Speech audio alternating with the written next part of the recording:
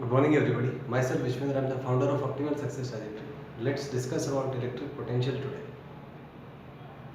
So electric potential is basically a scalar quantity and it is the ratio of work done and the charge, test charge, which is taken from point one to another. So let's see what actually electric potential is in proper manner.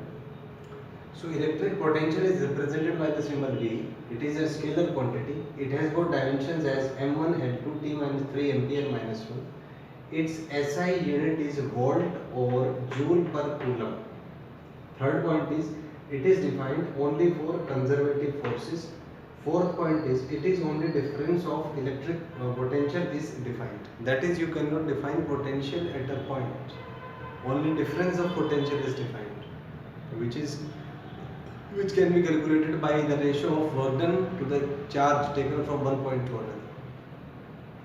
Suppose there is a point A and another point B.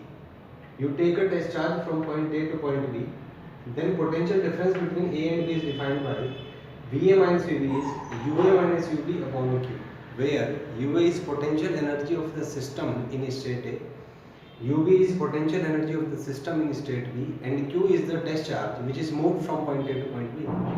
So UA minus UB can be written as delta W A to B, and it is equivalently defined as minus of delta W external A to B slowly. So this can be derived by work energy theorem.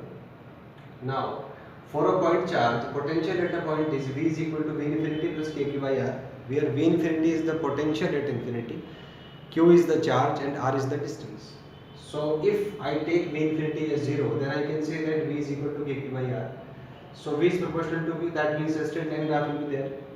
So this is a straight line because of the linear relation between the parameters. And if I draw the graph between Q and R, that will be a rectangular hyperbola because of the inverse relation. If charge is positive, graph will be in the first quadrant. If charge is negative, graph will be in the fourth quadrant. So in this way you can learn information related to the electric potential. One thing I will say, whatever you learn, make sure you learn that in a proper system so that you are able to retrieve it as and when needed. Thank you and have a nice day.